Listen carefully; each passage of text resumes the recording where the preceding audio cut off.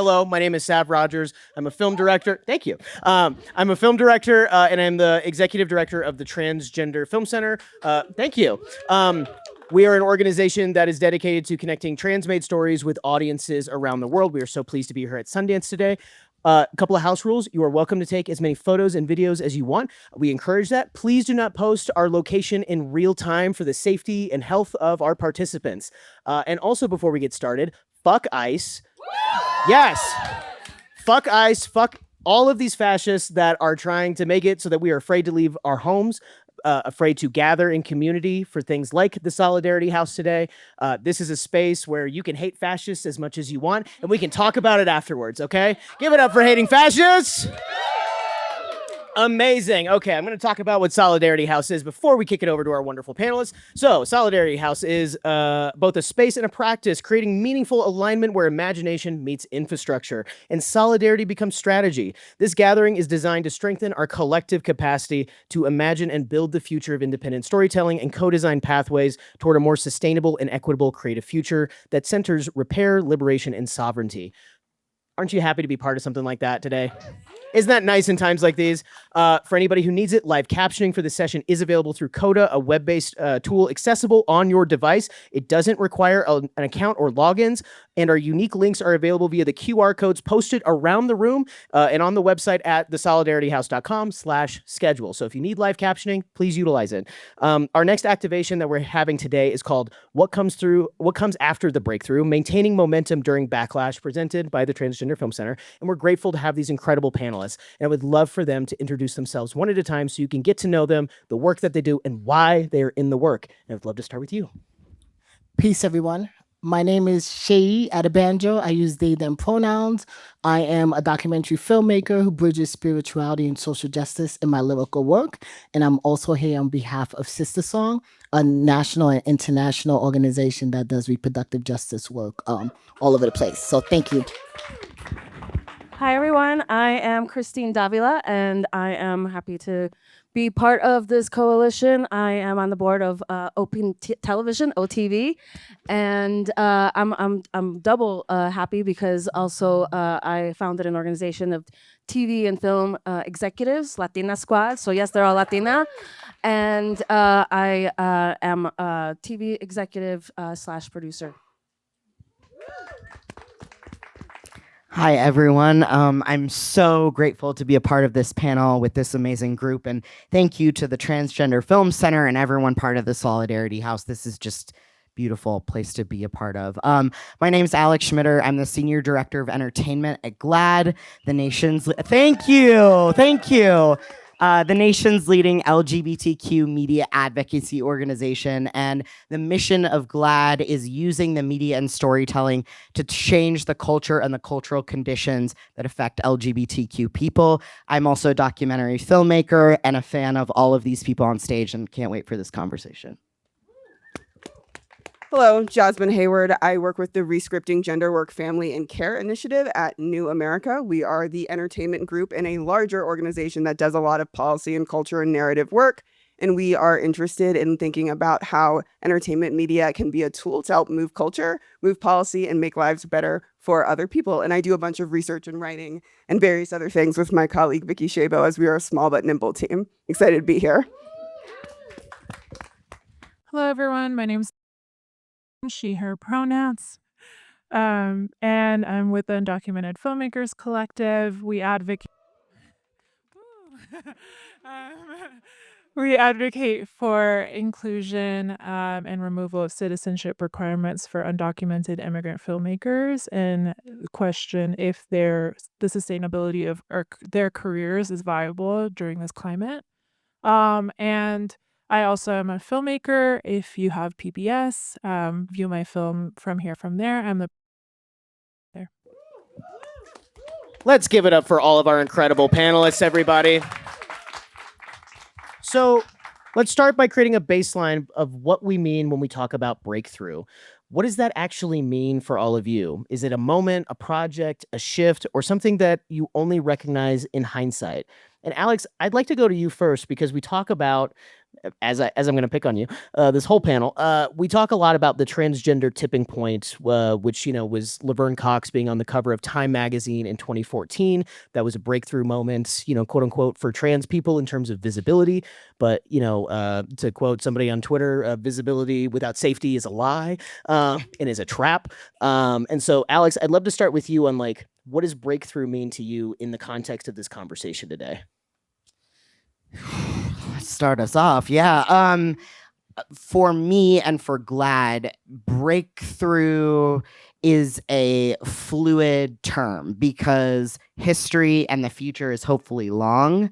And so what we do at GLAAD is produce a lot of research that looks at the quality and quantity of LGBTQ characters and stories that are in mainstream media in particular. And that includes video games, that includes podcasts across the board, different verticals of media.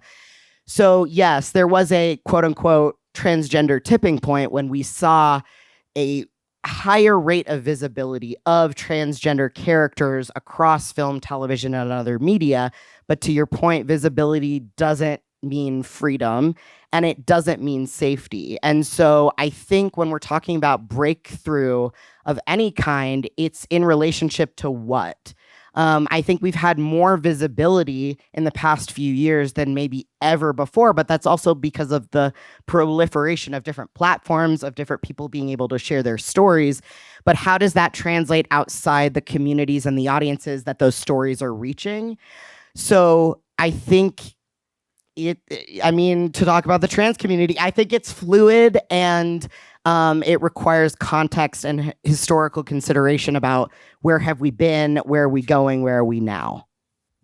Yeah, it felt like for a minute there, for anybody who was hopelessly optimistic, like I had to be, that, maybe we were on the precipice of things changing for good. And suddenly we find ourselves facing fascism in all respects, whether that's cowardice from inside the system, whether that is, lack of inclusion in a film festival program, whether that is, our threats to our literal safety, the inability to access healthcare. And so all of us can really feel this backlash right now before we could even probably name it. We felt like something bad was coming. And so I'd love to open it up to anybody else. How are you feeling right now? And how are you navigating what the backlash feels like in this moment? I want to explain backlash and then also breakthrough in a macro setting because I think there's so many micro breakthroughs that we experience on a daily basis, but right now I think it's a macro breakthrough where as someone who is formerly undocumented telling stories of my community, when I would explain my own lived experiences with ICE before this moment, people would look at me like I was making things up. I would invalidate, would not think that this story is important. So, in a macro sense, I think that we're having a breakthrough that people understand what ICE has been doing in terrorizing our communities for so long, and so many people have been isolated navigating this silently.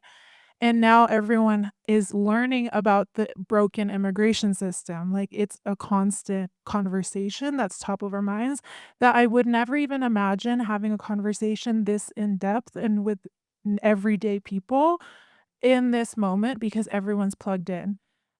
But with that being said, I don't think it's necessarily, I think it's a breakthrough in collective consciousness, but I don't think it's a breakthrough for the filmmakers or for the people or the organizers or the mutual aid people who are needing the support. And that's, I think, where we go into micro breakthrough. When are we going to get that micro breakthrough? And I don't think we're at that moment yet, but we are getting the macro breakthrough. Beautifully said. Give it up for Jasmine. Did you have something to add? I see the mic up.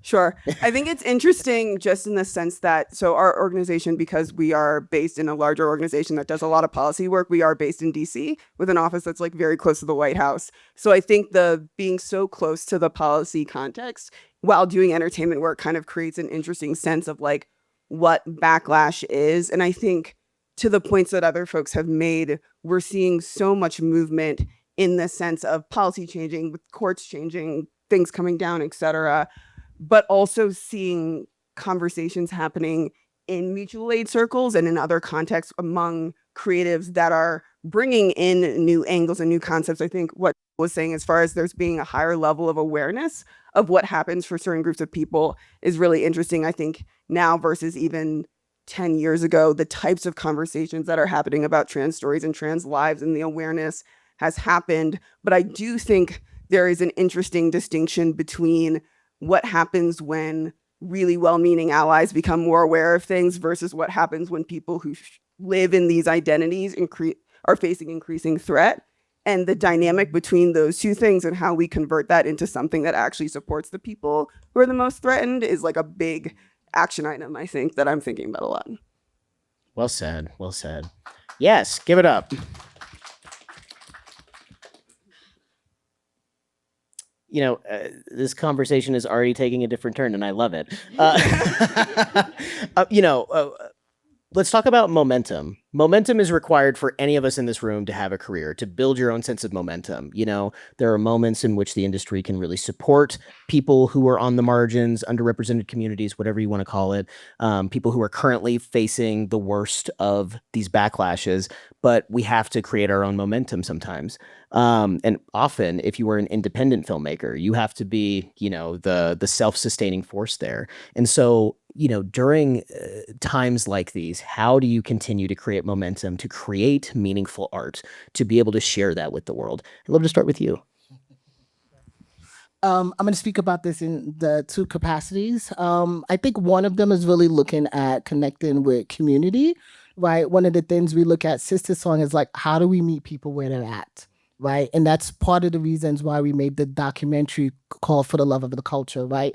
Looking at cultural strategies that win, to be able to look at like, how do we talk about RJ? How do we talk about arts and culture as a winning strategies in our movement, in our communities? Because not everyone's going to come to the protest for all the right reasons, given what's happening in this fascist country, right? So it's like having those conversations with people locally, or having them use the film and the conversations to connect to each other. So that's one of the ways of like being able to maintain the momentum, and also looking to other leaders, right? And how do we cross collaborate, because we know we need each other. We're not going to survive without each other. So that's another way we think about maintaining the momentum, right? And also for myself as a documentary filmmaker is like, especially after getting Sundance, when you think that's going to bring all this great breakthrough as a queer and trans person, and you're still knocking at the doors to get the money, right? Is looking at how do you connect with your other filmmakers, see what they are up to. What are you going through? Are you able to make money for rent? Are you able to make your film? How do we show each other's films? How do we talk about it and support each other in that system? And also our families. So those are some of the ways that we're thinking about breakthrough or momentum in SisterSong, and then individually as an artist. That's a beautiful answer. I love that. Christine, you have worked as an executive, and you have been, you know, doing exactly that by organizing Latina executives to come together for a Latina squad. So you're already, you know, practicing what's just been said. But, you know, could you talk about, you know, navigating the system from the inside, trying to help create momentum for others and supporting other artists? Yeah, I mean, it's management. You know, you manage up, you manage down, you manage across. It's a lot of managing stakeholders, managing the artists, and building consensus. I mean, that was my that's how I can credit the success that I have had so far, just as far as advocating for filmmakers, really building consensus around.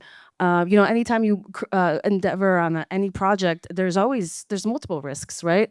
Safety is a huge concern, and categorically speaking, finishing, you know, something, being on budget. I mean, there's so many elements, and so there is a very I've realized there's a very homogenous type of narrow sort of way of thinking about how to minimize that risk, you know, and how to, you know, code it for like kind of like locking the door. And yes, while experience is always necessary when it comes to, and definitely on the television side, it is, you know, it requires so many people. And the more that you could surround, you know, whether it's the first time creator, writer, director, with all of these more established, more experienced crew in order to really support that perspective that's being pushed through, and that's making the whatever story fresh, for folks. I feel that was kind of like a major key to what I found when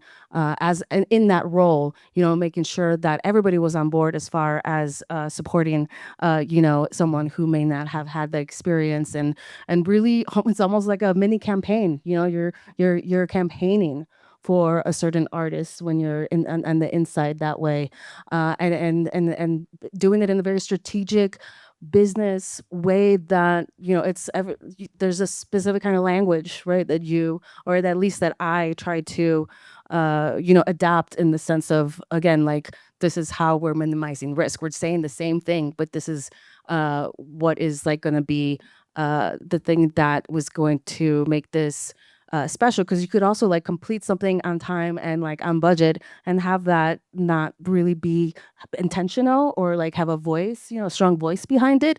And I think that we're all in this, moment of saturation, like very we're able to clock that when when it's not necessarily there. So yeah, I mean, I think that was a big part of it, as in my role as a TV exec. Can I just shout out Christine real quick? Having had, yeah, please clap. No, clap. I had the privilege of working with Christine a few years ago in my capacity at GLAAD and you as a TV executive. And I think one of the things that all of us are saying in one way or another is we have to build community and trust and collaboration, that we're all moving towards the same goal in the end, but we may have different tactics or roles that we're occupying. So my role at GLAAD is often to point out the landmines to creatives so they can step on them intentionally rather than accidentally. In the case with working with you, it was really just a creative back and forth of like, what do you think of this? How is this going to result in what we're producing and creating and sharing with the world? And will it have any harmful consequences to the people being portrayed? And I think in the best collaborations, there's a trust and there's a relationship that we want each other to succeed and hopefully continue in that momentum and movement forward, because as a TV executive, you have a stake in the success of the project you're working on.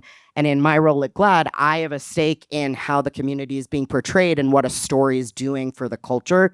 And so in talking about like community, I think that's also across industry, across roles, and finding our allies and conspirators to be in that work together. So thank you, Christine. 100%. And everybody has their own role to play, right?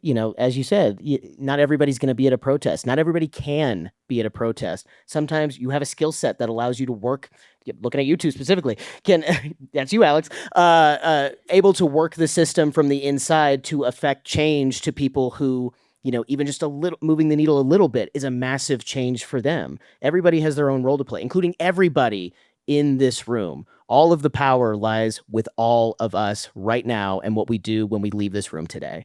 And I think that's a powerful thing. Christine, you talked a lot about risk and managing risk. And I want to open this up to the whole panel, maybe starting with, how does Backlash change how you approach risk? Do you double down? Do you get more precise? Do you shift tactics entirely? How does that affect the way that you approach the strategy for navigating your career? All of the above: sideways, front, back, side to side, cha-cha slide, Adam.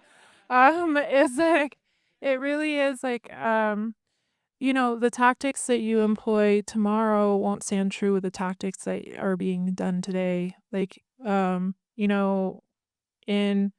it's also just your own risk assessment. There's a lot of people, there was a question yesterday someone had around like, there was a philosophy back then when we were advocating for policies in 2000 for a comprehensive immigration reform, that storytellers of the undocumented communities to the front.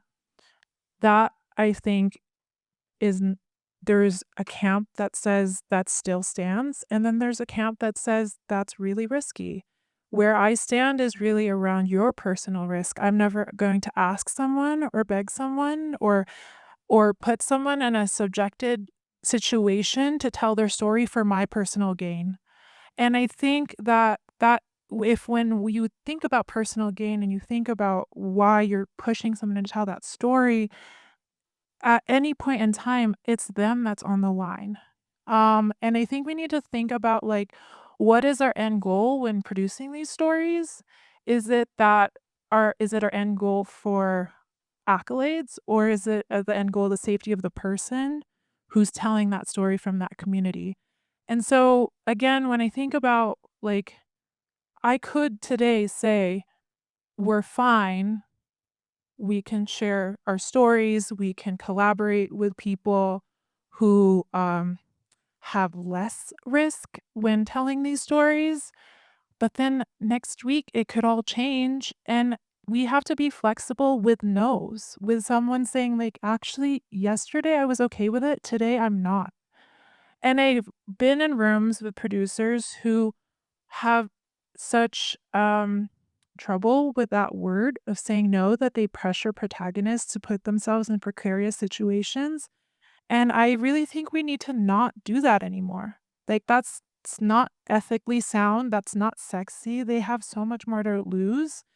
And so it becomes like a one-on-one personal agreement, because what I prescribe to you is not what I would do for myself at the end of the day. And tactics locally change. Like things, it's not the same playing field anymore. And I think we need to be flexible and really empathetic to how people want to tell their story, and not extract for a big gain, which ultimately we have to question what that gain really is.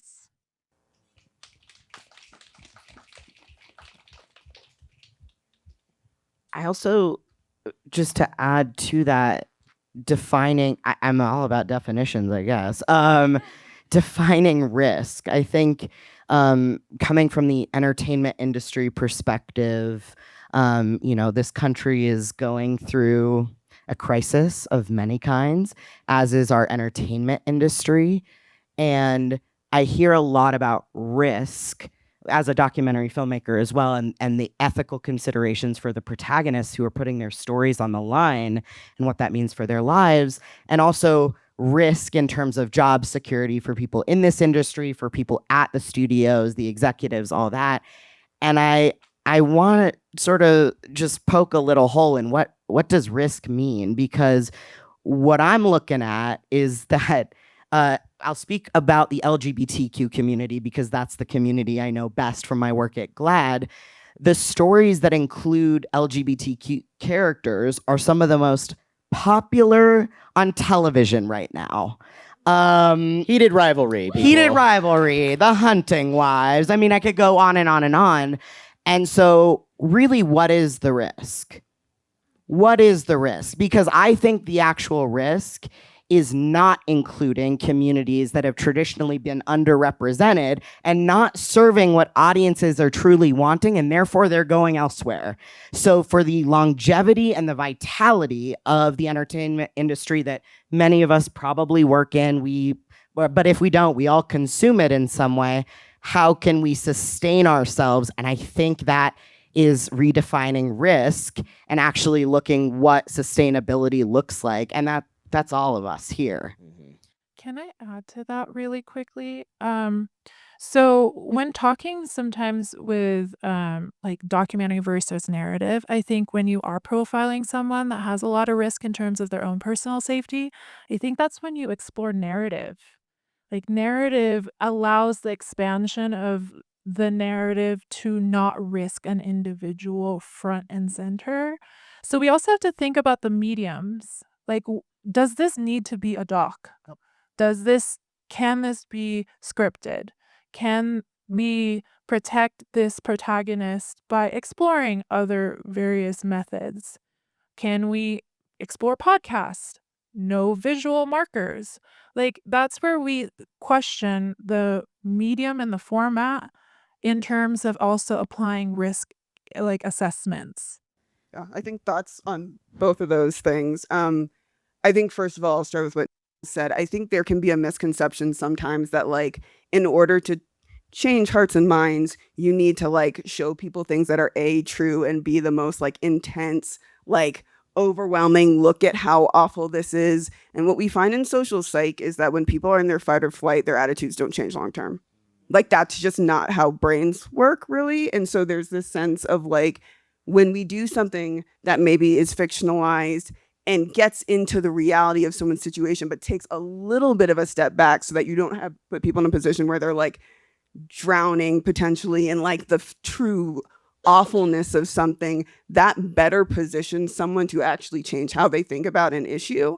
I think getting people really, really over emotional is great for getting them to donate money once. It's not as good for getting attitudes to change.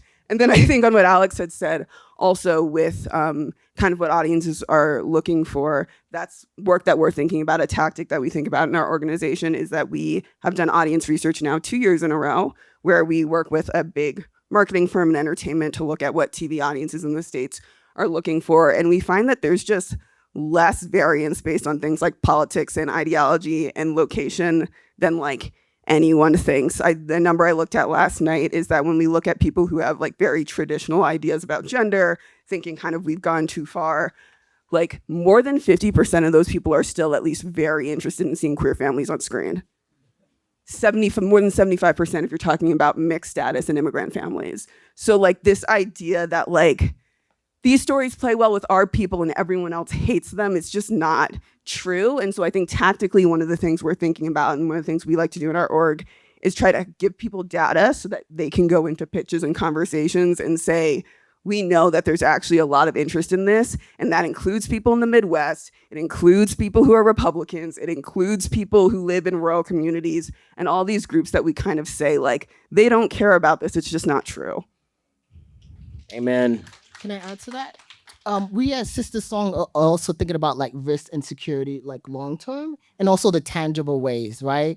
We are the largest convener in terms of like sexual and reproductive justice health conference that we do called the Let's Talk About Sex conference, which has actually happened this year in August, right? Mm-hmm. And so at our space, it's community, it's our folks, right? And so we had to start thinking about how do we bring in security?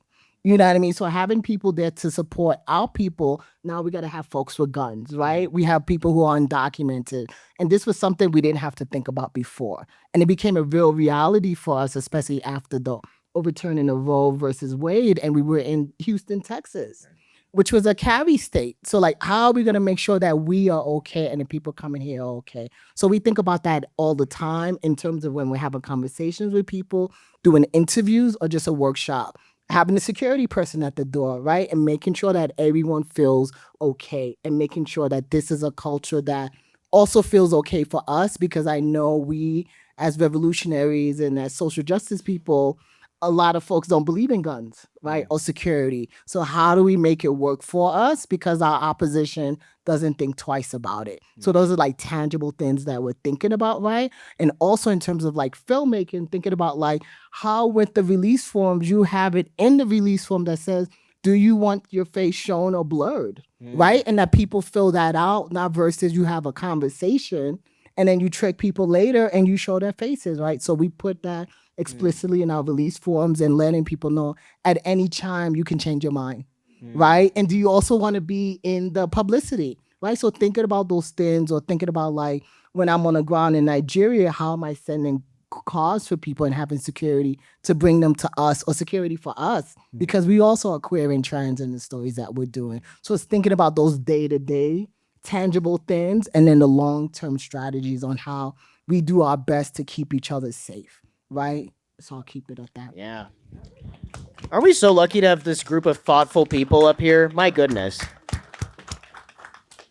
You know, we're talking about a lot of heavy shit in this room today, y'all. There's no way around it. The air is heavy. 3 hours ago, ICE killed an unarmed civilian. That's hard facts. There's also hope, though. There's also hope in this room. It lives in all of us. It lives in these panelists. It lives in the possibilities that we find in each other. So it doesn't all have to be doom and gloom right now. And so I want to know from y'all, what are you hopeful about right now?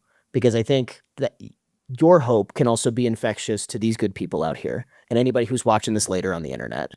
mean, I do what I do because I love storytellers, writers and directors and creators. And I find that, it's through their perspectives and reflections that I can feel both seen and discover. And I know true filmmakers, true creators, also don't feel like they can do anything other than to create, and I just wildly respect that. And for me, when people put themselves out there, especially in their work, with all the maybe risk and vulnerability, that really holds me down. Hope, y'all. Okay. I think that's something that kind of we think about a lot, is that when we look at both what audiences are interested in and then looking kind of at the data that comes out of academia about how media affects attitudes and change and things like that, we still know that there's a lot of power in the stories that we're telling. And I think something that, like, in a room like this, feels important to emphasize is that these don't need to be stories that are centrally about trans folks or trans issues or whatever kind of group. What we find is that even when you have things like side characters on TV and things like that, when those folks are written well, it creates an opportunity. There's a great study from a researcher out of, I want to say, University of San Diego. I could find it later if anyone wants to see it, where they talked about queer and trans teenagers watching television with their parents and seeing these characters on screen and using that as an opportunity to check the temperature before they could start having conversations about their own identity. And those are things that happen that doesn't require you to go get someone to greenlight making a show about trans issues in 2026, right? It requires spending 7 minutes on screen with a side character at some office who does something and just doing that really well and talking to people about how it happens. And so I think there's a lot of excitement for me in the fact that we still know we can make a huge difference in real people's lives, even if we're maybe not at the point where, like, huge things are getting greenlit as much as they used to. Yes, please. Everything you're saying, Jasmine, I just want to be in your brain all the time, because I share that hope. It's the knowing that the stories that are told and are shared with audiences can change people's lives. My life was saved by seeing a movie. It also made my life a little harder. Boys Don't Cry at 12 years old delayed my self-acceptance for a decade. And so knowing that a story can help someone see themselves, and a parent or someone who may not know a trans person in their everyday life, fun, not so fun fact, more people believe they've seen a ghost than met someone who's trans. That's not real. Most people have met a trans person, but if that is the mental template people are working from, then it is the films, it is the television shows, it is the video games that people are engaging with that may be their first known interaction. And that will then affect how they treat someone in their everyday life. We can't go around door to door introducing ourselves. I would if I could, but it would take too long. So media is an expedient way of changing culture and familiarizing people with who they may be unfamiliar with. And that gives me so much hope, because audiences want to see refreshing, fun, hopeful promise of the future in the stories that we're telling, not all in trauma and tragedy. That's what we live every single day. We all know it. It's familiar. What I'm hopeful for is the stories that we're telling have a cultural consciousness for changing our norms through the relationships and the on-screen representation that's modeling how we move forward. Yeah, going into like the cultural norms and shifts, we're the filmmakers in our collective, like we struggle with getting like the big conglomerate film media folks to pay attention to us or fund us or, support us. But what I find hopeful is inherently we are so connected to our local organizations, our local communities. And that to me is like a form of hope the more that you're so connected to the people that you see day in and day out and asking them what they need, that is where I think that the films have the most impact. Like, I don't need a splashy film festival distribution. What I do need is people to say to me, I didn't drop out of school because I saw your film. I didn't. I actually volunteered for a mutual aid support because I saw this more nuanced conversation about immigration from a film that a filmmaker put on. I went to a community micro screening and I saw that there was a lot of joy in the community, and that has kept me going organizing.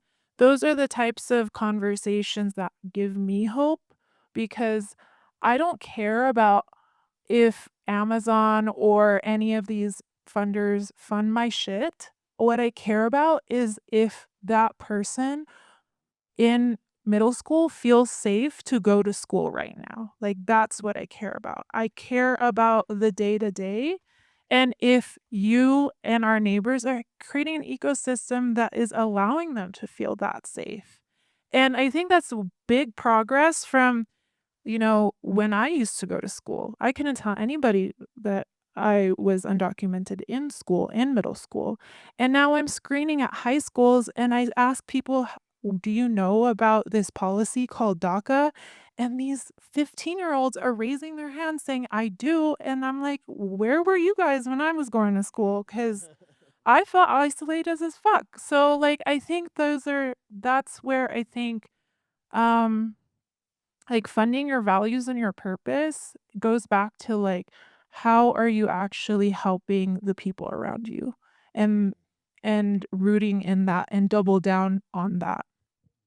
Beautiful. I can add to that. I know what we think about in terms of like hope and in terms of our legacy is like, how do we leave this planet better than we found it, right? And so we also think about like leaving it better than we found it, and also like how are we shifting culture and narratives, right? Especially with people who are benefiting from patriarchy in this society, right? And so one of the things we've done is we had a conversation, a roundtable with Black men who trust Black women, right? And so we wanted to, because a lot of people are like, how do you bring men, especially cis men, into this conversation of reproductive justice? Because there's a space for all types of men and gender fluid folks, right?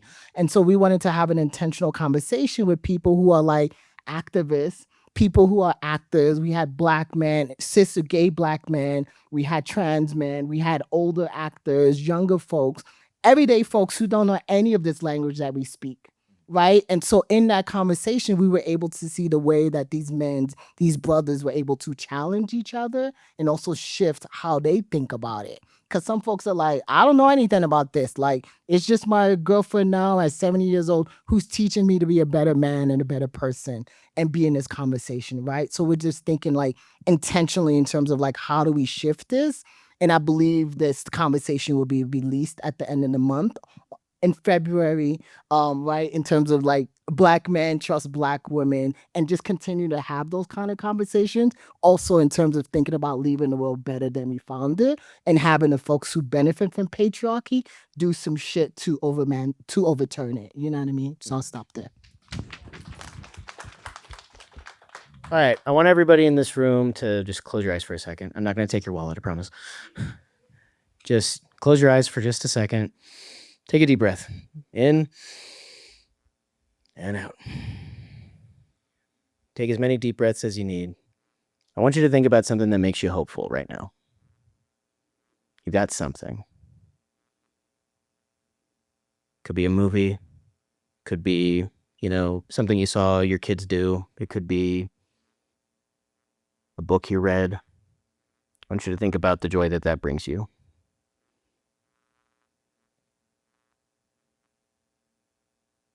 Okay, you can open your eyes now. I just want everyone to just think for a second. Like, we all have that within us. We all have that hope, even when things are tough. And things are tough.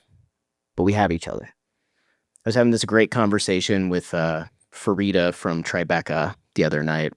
And she was talking about the fundamental difference between Americans and older nations around the world is Americans, from her perspective, Americans give their power away to people that they hope will represent them versus recognizing that the power is within all of us right now. And I think this conversation is very indicative of that, of like, we have the power to change the things that we want as independent filmmakers, as advocates, as activists, whatever label you might use for yourself. You got that. And we have each other. We all have each other in this room. And I just want you to feel that for a second. There's going to be a call to action at the end of this panel, which is like, go talk to 2 new people that you haven't talked to before. You have something to look forward to now at the end of this panel. Okay, we have some hope. We're smiling. Yay. Yeah, give it up for smiling. God knows we need it. Okay. So we all work in the entertainment business to some degree, or I don't think we'd be here, at Sundance. And so much of entertainment, in my opinion, is just made up. It's just made up. Like posting your Instagram wins, being like, big W over here. And it's like, well, so I wonder, like, for all of you, like, what does like a meaningful win look like right now? Not just like a press release. I mean, everybody wants to be in Deadline. Yeah, absolutely. We all want Matt Grobar to write about us. I get it. But like, what does a meaningful win look like right now in this climate? I mean, I'll go first because Yeah. I used to work on the programming team at Sundance from 2008 to 2014, and I this year it's a record-breaking year for Latino, Hispanic, Latin American, Latinx filmmakers in the feature-length film section, right? Not just the world cinema, but Hispanics, US-based Latinas, and it almost, I remember when I kind of sussed that out through the program, I immediately texted Kim Yutani, the festival director, to say how excited it was, and I don't think she'd mind me sharing that. For her, it was just like such a like moment of like, oh, the talent was just there. Like we didn't even like have those conversations about representation. It just happened. And I remember all those years prior where, I was advocating for that one representation piece. And so to me, it feels like a meaningful win because, there are many different genres and types of, storytelling that just created such a groundswell in this moment. And I don't want anyone to brush past it because for a very long time, it's been like, where's the Latino representation at Sundance? And I feel like I want to shout it out like right now. And it's almost like we've went past that. And I just want us to take a moment to appreciate that fact, that there is that, and that it is all due to, I think, a lot of these advocacy groups that really put in the time and effort with artist development. Like I do see that, coming to accumulating, aggregating that way. And it took so long to even get there. And like, look, like I think that, I don't know I think when we were talking about breakthroughs and them being, fluid and very fragile, like I do want to like hold that right now, knowing that, that the fight is still there, but like let's take a moment to take stock of the fact that the work that has been done has led to this moment. We give it up for that. Do you feel like shouting out any titles that you would like this wonderful audience to go check out? Oh my God, there's so many. There's the Luis Valdez story, American Pachuco. There is Josephine, which is in the U.S. dramatic competition. If I Go, They Will Miss Me, which is in the next section. There is Huntress, which is from Mexico, Cazadoras. There is a couple in the Latin and the world cinema documentary section as well. Welcome to Kenmore, which is about collective power and resistance. There's Daydream, which is a fantastic stop motion animation, very, very personal story. And gosh, I'll be so embarrassed if I'm missing one. There were 8. I don't know how many I already said, but Damn, you weren't kidding. There's a lot. and these are the feature-length films. There's quite a few short films peppered throughout the short film sections as well. Amazing. Y'all, any wins? Any wins that you want to celebrate, or anything? What kind of win do you think is worth celebrating right now? I was just going to add the work is hard every single day. It does not get easier no matter how many films you've made or how many rooms you've been in or how many people you meet, because the benchmarks are always moving. They're always moving and the culture is always shifting so that success looks different, especially by our own definitions. So what is successful to me, and I want to shout out Sav and the Transgender Film Center, because this guy shares his time and support of so many people. And so a win and success in my book is when someone comes back to me after we've had a conversation, or, you know, they've shared something or I've shared something or someone I know, and that keeps propelling them forward to keep doing the hard work and engaging in difficult conversations, because it's not easy. And it's very easy to give up and feel like there's no hope and feel like you're all alone in it. So when I get feedback that something we've done together or a conversation we've had has gotten you to the next day, it's the same as making sure your neighbor, a student, feels safe and belongs. I believe that's creating a larger ecosystem of support and care that will ripple out. And so it's the micro macro once again influencing each other. But Sav is one of the best I've ever seen do it, and I try to model myself after him as much as I possibly can. And so many on this stage are the same, and I think we change it from the inside out. Thank you, man. I've dropped all my paper. You have me so flustered right now. This is allyship, by the way. Thank you so much. Thank you so much. Oh my God. All right, great. That's very sweet. Any other wins? Yeah, I think I wore the blazer today, so clearly I set myself up to be like the nerd on the panel. But I think to go really macro, the things that I'm often so excited about are just seeing culture change happen. I think more than a decade ago, when I first got interested in fictional media and its ability to make social change, I came through like Web 2.0 fandom, like Tumblr era, that puts a too fine of a point on my age. But I think I'm still so interested in that. I'm engaged with Reddit and Letterboxd and all these places. And Vicky knows I'll send these Reddit threads where I'm like, look, all these dads are talking about this thing that was on like some, The Last of Us last night, and this emotional moment that happened. People are having conversations with each other, with their kids, thinking about what they're gonna do. And I think, there are folks in academia who measure this at a large scale as well. Whenever I see kind of those reviews and those comments and those conversations happen, it's a reminder that things are starting cultural conversations, and it's not always the projects that we think. It's not always things that we design as social impact media. But when conversations are happening in families, online, wherever they're happening in workplaces, that's how things move. That's how attitudes change about what we as a collective do for each other, and also what we should expect from leadership, from policy, from other things. And so knowing that that's still happening, even in conversations, and that people's communities are changing, their lives are changing, I think to me is a huge win to be excited about.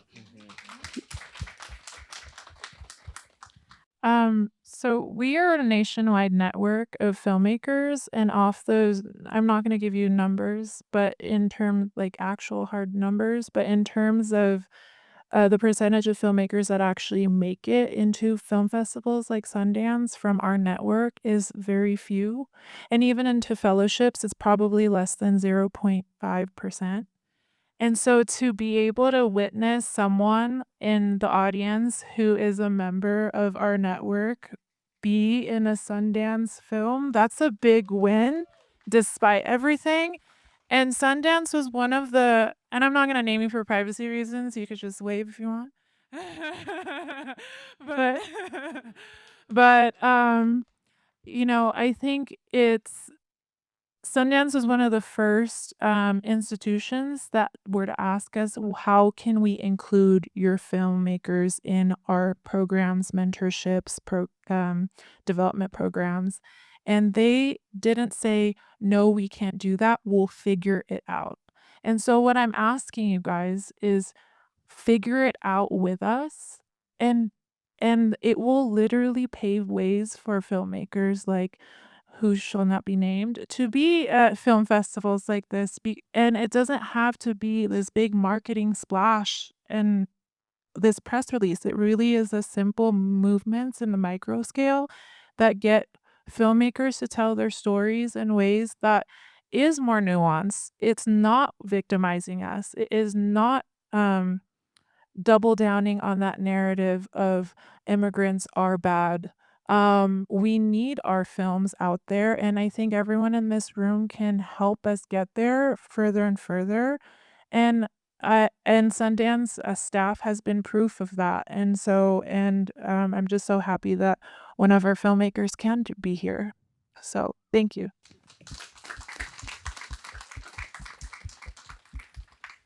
A win for us is when we see the impact of culture shift with our films, our filmmakers, or narrative shifts in terms of the art that's being made, and that's able to support shift in hearts and minds, especially in red states when it comes to referendums around like really abortion bans and restrictive abortion bans. And so when different states are able to codify it in their constitution, right, that people have the right to bodily autonomy and access to reproductive health or abortion, that is a big win for us because we know through culture, through storytelling, we're able to shift our society and the world, you know? Give it up. Give it up. We're going to wind this panel down, y'all, before we start to mix and mingle here at the end. I would love to go down the line and just for everybody to say how the folks in this room or the folks watching at home can support you and your work, whether that's your organization, your filmmaking, what have you. And if you want to be found online, where can they find you? We'll start. So we love artists. That's at the root of what we do. We're Artists United for Reproductive Justice. And so there is a card that looks like this. Please pick it up. You can sign up to join our mailing list because our work is really having a collective of different types of artists to come together and tell these stories and make films or make different types of work. So please sign up for that. And you can also go to our website to find out more about the work that SisterSong is doing and join us for our Road to Essence, the Essence Conference that's happening in July in New Orleans, and also the Let's Talk About Sex Conference, which is happening August 9th, I believe, of like 6th to the 9th in Chicago. And you can also find me. I'm on Instagram at Seyi _Adebanjo _LLC. So you can follow me there. So thank you. Thank you. And Open TV, y'all, if you don't know, you have to know. It is a media incubator, a streaming platform, and they offer such a 360 type of filmmaking creator type of services. Go to the website to find all the information. I think that website is OpenTV. Micaiah, help me out here. Is it open? What's the website? The handle? I knew it was different. We are O.TV. Yes. But I am we have so many resources for not just the Chicago base. It was originally based, it is based in Chicago, but it is worldwide. So definitely check that out. And you could find me on LinkedIn to connect.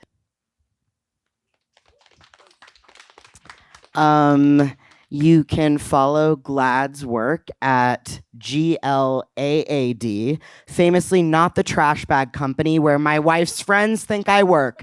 Very trans progressive at the trash bag company. So follow GLAAD on social media, follow what we're doing in terms of our research, our GLAAD Media Awards, the awards celebrating outstanding LGBTQ storytelling of the year across TV, film, video games, podcasts will be happening in March and streaming on Hulu, and continuing as creators, executives, storytellers to consider the world with which your story enters and knowing that it has cultural consequence. It does not exist in a vacuum. It comes into a present time that has a history and a future. Tell your stories for our futures. Hi. So we exist to support you all as storytellers and other organizations. And so we are at newamerica.org/entertainment, but we do script consultation, we do advisement, and something I've been really excited about with this crowd is we have so much audience data that we'd be so excited to share with you. As you're looking at pitches and other things, there's such a misconception between what studios in this moment think that audiences are looking for and what they're looking for. And if you have a story that you're excited about, we'd love to help. You can find that information on that table, maybe on that table in the back. There are info cards. You can also come find me. We'd love to be able to support you in your journey of making your authentic stories. And you can't find us anywhere. And that's why there's a caveat if you want to be found. You can find me here in this room. So if you want to talk to me, please do. But all jokes aside, right now we're fundraising for $60,000 of emergency grants for our members. And they can use that however they can, whether it's just to help with legal fees or their art practice or what have you, or if they're being impacted right now. So if that's something that you are willing to want to support, please come find me. Also, I am also looking for impact funders to be able to support in community aid across a lot of film teams who already have their films in distribution. So if that's something that you're interested in for organizing and fundraising for, please also come to me. And then separately, outside of the organization, we have a robust safety screening discussion guide. And so if that's something that you find your organization wanting to tap into, get in more nuance on how to host security screenings or protecting more of the people who are attending your screenings, that's something that I am happy to share, and how to have more of these discussions and self-facilitating them. Thank you. Woo! And if you'd like to support the Transgender Film Center, you can follow us on Instagram at Trans Film Center, transfilmcenter.org if you want to make a donation to directly support a trans artist getting to make their dreams come true. We gave out $150,000 just through one program in the last year. And we're looking to give out a lot more. Okay, we're going to wind this down. Oh, and if you want to follow me on Instagram at Rodgers Film, I love making friends. Okay, now, thanks again for joining this session at the Solidarity House, which is organized by a coalition of over 50 movement builders within and surrounding the independent film community. We invite you to hold a close reminder that solidarity across infrastructure means recognizing that our organizations are stronger when we share knowledge, pool our resources, and coordinate strategy across the ecosystem. Let's give it up for our panelists one more time, real quick. Now, the call to action. As you exit, please introduce yourself to two people that you don't know and share two things. Number one, first, share your most urgent yet accomplishable dream. You never know what's going to happen if you just say it out loud. You can manifest that shit. Next, share a challenge that you're currently facing. Make one ask and one offer of support, but resist the urge to be transactional about it. Ask for something from one person, offer something to the next, and trust that in solidarity, the community is caring for all. Look after your neighbors, look after your teammates, look after however you view this world. Just look after each other. And then please check out the schedule of remaining events by scanning the QR codes all around this room or at thesolidarityhouse.com. Let's stay connected and continue to build. Thank you all so much for being here and joining us today. Give it up for yourselves. Thank you, everyone. Thank you, Sav. Have a great day. Thank you.